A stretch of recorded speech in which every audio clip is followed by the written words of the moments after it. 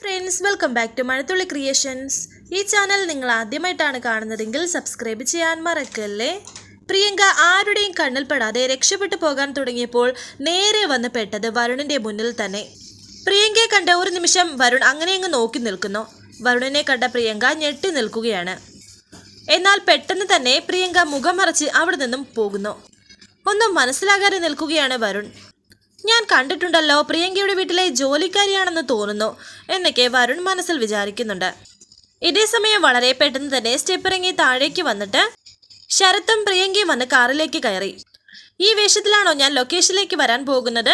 എനിക്ക് dress change ചെയ്യണ്ടേ എന്നൊക്കെ പ്രിയങ്ക പറയുമ്പോൾ ശരത്ത് പറയുന്നുണ്ട്, അതിനുള്ള ഫുൾ സെറ്റപ്പ് എൻ്റെ കയ്യിലുണ്ട്, ദേ ബാഗ് പിടിച്ചോ എന്ന് പറഞ്ഞ് ബാഗ് കൊടുത്തു. സമയം കളയണ്ട, വേഗം വണ്ടിയെടുക്കാൻ പറയുന്നു. അങ്ങനെ അവർ വണ്ടിയെടുത്ത് അവിടെ നിന്ന് പോകുന്നു. ഇതേ സമയം രാധിക വളരെ ടെൻഷനോടെ ഇരിക്കുകയാണ്.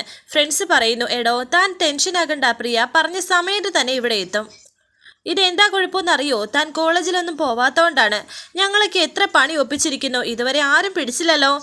നിങ്ങൾക്ക് അതൊക്കെ പറയാം, ഈ അവസ്ഥയിലിരിക്കുന്ന എൻ്റെ ചങ്കിടിപ്പുണ്ടല്ലോ, എന്നെക്കൊണ്ട് പറ്റുന്നില്ല എന്നൊക്കെ രാധിക പറയുന്നുണ്ട്.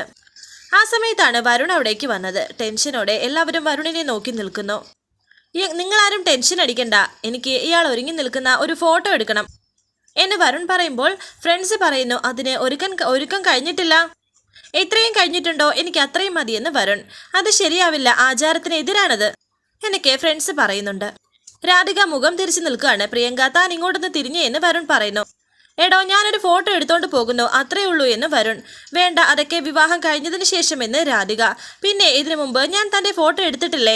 ദേ മര്യാദയ്ക്ക് തിരിയുന്നുണ്ടോ? ഇല്ലെങ്കിൽ ആളുകൾ വന്നാലും എനിക്ക് കുഴപ്പമൊന്നുമില്ല. അതോ ഇനി എൻ്റെ നേർക്ക് തിരിയാൻ വേണ്ടി ഞാൻ അച്ഛനെയും അമ്മയെ വിളിച്ചുകൊണ്ട് വരണോ എന്ന് വരുൺ. അയ്യോ എന്ന് പറഞ്ഞ് പെട്ടെന്ന് തിരിയുകയാണ് രാധിക.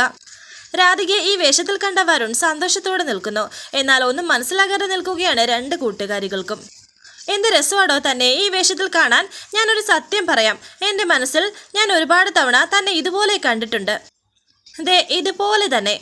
ഐ എം ലക്കി എന്നൊക്കെ ഇങ്ങനെ സന്തോഷത്തോടെ വരുൺ പറയുന്നു. കുറച്ച് സമയം കഴിഞ്ഞാൽ താൻ എന്നേക്കുമായി എൻ്റെ സ്വന്തമാകാൻ പോവുമല്ലേ എന്ന് വരുൺ പറയുമ്പോൾ വീണ്ടും മനസ്സിലാക്കാതെ പരസ്പരം നോക്കുകയാണ് പ്രിയങ്കയുടെ കൂട്ടുകാർ. അങ്ങനെ ഈ വേഷത്തിൽ രാധികയുടെ ഒരു ഫോട്ടോ എടുക്കുകയാണ് വരുൺ. രാധിക മുഖം തിരിക്കാൻ ശ്രമിക്കുന്നുണ്ടെങ്കിൽ വരുൺ കുറച്ച് ഫോട്ടോസൊക്കെ എടുത്തു. എനിക്ക് വേണ്ട ഫോട്ടോസൊക്കെ കിട്ടിയിട്ടുണ്ട്, അപ്പോൾ ഓക്കെ, നമുക്കിനി മണ്ഡപത്തിൽ കാണാം. അല്ല, ഇത് ഇയാളുടെ ഫ്രണ്ട്സ് അല്ലേ എന്ന് ചോദിക്കുന്നു. അങ്ങനെ വരുൺ അവിടെ നിന്ന് പോയി. പോകാൻ നേരവും പുഞ്ചിരിയോടെ വരുൺ രാധികയെ ഒന്ന് നോക്കുന്നുണ്ടായിരുന്നു. എന്നിട്ട് വരുൺ അവിടെ നിന്ന് പോകുന്നു. വളരെ സങ്കടത്തോടെ നിൽക്കുകയാണ് രാധിക. മൈ ഗോഡ്, ഞാൻ വിചാരിച്ചു ഇപ്പൊ തന്നെ പ്രശ്നമാവുമെന്ന്. അയാളെ പ്രിയങ്കയെ ചോദിച്ചതുപോലും ഇല്ലല്ലോ, അതെന്താ എന്നൊക്കെ കൂട്ടുകാര്. കണ്ട് ഇഷ്ടപ്പെട്ട പെണ്ണിനെ മാറിപ്പോവുകയോ? അതാ എന്താ ഇവിടെ നടന്നത്? എടോ എന്താ കാര്യം എന്നൊക്കെ കൂട്ടുകാർ ചോദിക്കുന്നു. എനിക്കറിയില്ല, എനിക്കൊന്നും അറിയില്ല എന്ന് കരഞ്ഞുകൊണ്ട് പറയുകയാണ് രാധിക. എന്നിട്ട് കരഞ്ഞുകൊണ്ട് തന്നെ രാധിക ആ ചെയറിലിരിക്കുന്നു. എന്തോ ഒരു പ്രശ്നമുണ്ട്, തൽക്കാലം ബഹളമില്ലാതെ കഴിഞ്ഞല്ലോ, അതോർത്ത് ആശ്വസിക്കാമെന്നൊക്കെ ആ കൂട്ടുകാർ പറയുന്നുണ്ട്. ഇതേ സമയം പ്രിയങ്കയുമായിട്ട് ലൊക്കേഷനിൽ എത്തിയിരിക്കുകയാണ് ശരത്. പ്രൊഡ്യൂസറിനോട് പറയുകയാണ്, സാറേ ഹീറോയിൻ എത്തി. ഇത് കേട്ട് പ്രൊഡ്യൂസർ പറയുന്നു, കണ്ടോ, പറയേണ്ടതുപോലെ പറഞ്ഞപ്പോൾ അവൻ പോയി ഹീറോയിനെ വിളിച്ചുകൊണ്ട് വന്നത് കണ്ടില്ലേ, നമ്മളോടാ കളി. പിന്നെ അല്ലാതെ കറക്റ്റാ സാറേ എന്നൊക്കെ പറഞ്ഞുകൊണ്ടിരിക്കുമ്പോൾ ശരത്ത് പ്രിയങ്കയും കൊണ്ട് അവിടേക്ക് വന്നു. സോറി സാർ, അല്പം വൈകിപ്പോയി എന്നൊക്കെ പ്രിയങ്ക പറയുമ്പോൾ പ്രൊഡ്യൂസർ പറയുന്നുണ്ട്, അതിനെന്താ മോളെ, നമ്മുടെ പൂജയുടെ സമയമാവുന്നല്ലേ ഉള്ളൂ. ഞങ്ങൾ ആണുങ്ങളെ പോലെ അല്ലല്ലോ നിങ്ങൾ പെൺപിള്ളേര്, നിങ്ങൾക്ക് ആവശ്യത്തിന് ഒരുങ്ങാൻ സമയം വേണ്ടേ? നിങ്ങളെ വളരെ സുന്ദരിമാരായി കാണാനല്ലേ ഞങ്ങൾക്കും പ്രേക്ഷകർക്കും ഇഷ്ടം. ഇനിയിപ്പോൾ കാര്യങ്ങൾ ചടപെടാതെ പാഞ്ഞു നടക്കട്ടെ എന്നൊക്കെ പറയുന്നു. ഒന്നും മനസ്സിലാകാതെ ശരത്ത് നിൽക്കുന്നു. കാരണം ശരത്തിനോട് ഇദ്ദേഹം ഇങ്ങനെയല്ലായിരുന്നു പറഞ്ഞത്. പ്രിയങ്കയെ കണ്ടപ്പോൾ അദ്ദേഹം വളരെ മാന്യമായി സംസാരിക്കുന്നുണ്ട്. സാർ, ഞാൻ ഡയറക്ടറിനെ ഒന്ന് കണ്ടോട്ടെ എന്ന് പ്രിയങ്ക പറയുമ്പോൾ, പിന്നെ അതിനെന്താ, കണ്ടോളൂ എന്നൊക്കെ പറയുന്നു. അങ്ങനെ പ്രിയങ്കയും കൂട്ടി പോവുകയാണ് ശരത്. സാറ് ദേഷ്യപ്പെടുമെന്നാണ് ഞാൻ കരുതിയത് എന്ന് അദ്ദേഹം പറയുമ്പോൾ പ്രൊഡ്യൂസർ പറയുന്നു, സുന്ദരികളായ പെൺകുട്ടികളോട് ദേഷ്യപ്പെടാൻ പാടില്ലടോ, അവർക്ക് വേദനിക്കില്ലേ. ഡയറക്ടറിൻ്റെ അടുത്തേക്ക് പോവുകയാണ് ശരത്തും പ്രിയങ്കയും. താൻ നമ്മളെ പേടിപ്പിച്ച് കളഞ്ഞല്ലോ എന്ന് ഡയറക്ടർ പറയുമ്പോൾ ശരത്ത് പറയുന്നു, ഞാൻ പറഞ്ഞില്ലേ സാർ, കൃത്യസമയത്ത് തന്നെ എത്തുമെന്ന്. എന്നിട്ട് എല്ലാവരും കൂടി വെറുതെ എന്നൊക്കെ ശരത്ത്. എടോ താനത് വിട്ടുകളാ. പ്രിയങ്ക, പ്രൊഡ്യൂസർ ഹാപ്പി അല്ലേ എന്ന് ചോദിക്കുന്നു. അതേ എന്ന് പ്രിയങ്ക. ചാനലുകാർ തിരക്കുന്നുണ്ട്, മേക്കപ്പ് ചെയ്ത് കോസ്റ്റ്യൂം ചേഞ്ച് ചെയ്ത് ഉടൻ തന്നെ അവർക്കൊരു ഇൻ്റർവ്യൂ കൊടുക്കണമെന്ന് പറയുന്നുണ്ട്. അങ്ങനെ പൂജയുടെ മുഹൂർത്തമായിരിക്കുന്നു. എല്ലാവരും മനസ്സ് നിറഞ്ഞ് പ്രാർത്ഥിക്കാൻ ഡയറക്ടർ പറയുന്നുണ്ട്. നമ്മുടെ ഹീറോയിൻ തന്നെ ആദ്യം വിളക്ക് കൊളുത്തട്ടെ എന്ന് പറയുന്നു. അങ്ങനെ ഇപ്പോൾ പ്രിയങ്ക തന്നെ ആദ്യം വിളക്ക് കൊളുത്തി. സന്തോഷത്തോടെ വിളക്ക് കൊളുത്തുകയാണ് പ്രിയങ്ക. പിന്നെ പ്രൊഡ്യൂസറും പിന്നെ ഡയറക്ടറും ഒക്കെ വിളക്ക് കൊളുത്തുന്നുണ്ട്. ശേഷം നായകനും അവിടേക്ക് വന്ന് വിളക്ക് കൊളുത്തി. ഇനി അടുത്തത് ക്യാമറ പൂജ ചെയ്യാൻ പോകുന്നു. ഇതാണ് ഞാൻ സ്വപ്നം കണ്ടത്, ഇതാണ് എൻ്റെ ജീവിതം, ഇതിൽ നിന്നും ഒരിക്കലും ഞാൻ തിരിച്ചു പോകില്ല എന്നൊക്കെ പ്രിയങ്ക മനസ്സിൽ വിചാരിക്കുകയാണ്. ആദ്യമായി ക്ലാപ്പ് സാറ് തന്നെ അടിച്ചാട്ടെ എന്ന് പറഞ്ഞ് പ്രൊഡ്യൂസറിൻ്റെ കയ്യിൽ കൊടുക്കുകയാണ് ഡയറക്ടർ. ആദ്യം നായികയുടേത്.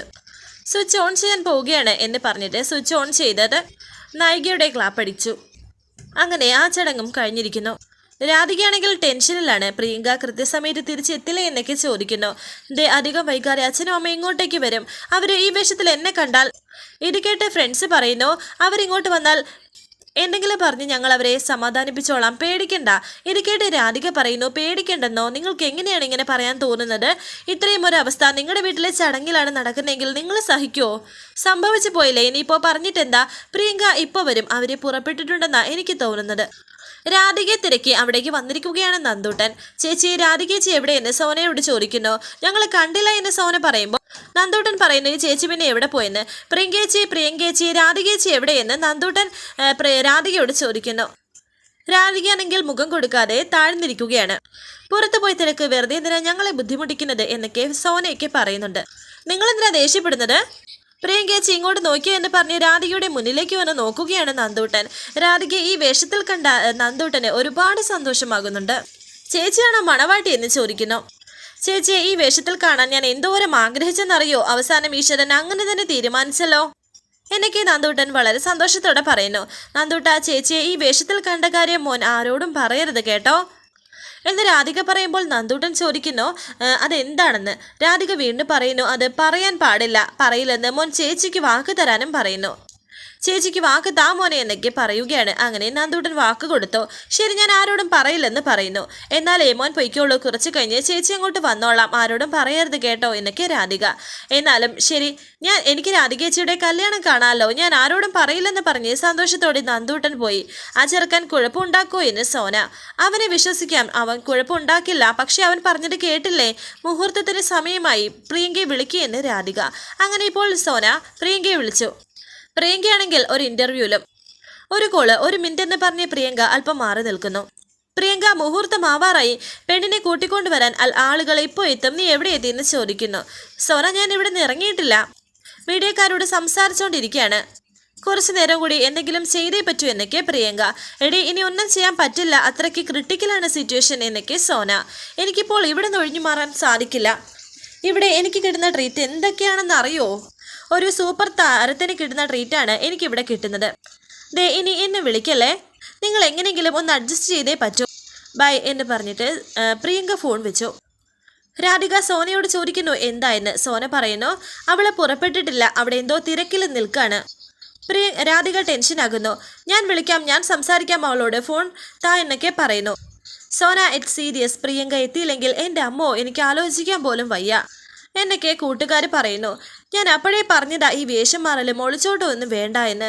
അപ്പോൾ എല്ലാവരും കൂടി എന്നെ കുരുക്കി. ഇപ്പോൾ മനസ്സിലായില്ലേ ഇതിൻ്റെ ബുദ്ധിമുട്ട്? വരനെ കതിർ മണ്ഡപത്തിലേക്ക് വരാമെന്ന് തിരുമേനി പറയുന്നു. അങ്ങനെ വരുൺ കതിർ മണ്ഡപത്തിലേക്ക് കയറുന്നു. സന്തോഷത്തോടെ അവിടേക്ക് വരികയാണ് ദേവനാരായണ തിരുമേനിയും യശോദയും ഒക്കെ. വരുൺ കതിർ മണ്ഡപത്തിലേക്ക് കയറിയിരുന്നു. തിരുമേനി, പെൺകുട്ടി വരാനുള്ള സമയമായെന്ന് തിരുമേനി ഇപ്പോൾ ദേവനാരായണൻ തിരുമേനിയോട് പറയുന്നു. ആയിക്കോട്ടെ എന്ന് പറഞ്ഞിട്ട് അദ്ദേഹം പെൺകുട്ടിയെ വിളിക്കാനായി പോവുകയാണ്. വളരെ ടെൻഷനോടെ തന്നെ നിൽക്കുകയാണ് രാധിക. കൂട്ടുകാരികളും അതേ ടെൻഷനിൽ. വരാനിരിക്കുന്ന പുതുപുത്തൻ എപ്പിസോഡുമായി വീണ്ടും കാണാം. Thank you for watching. Please subscribe, like, share my channel.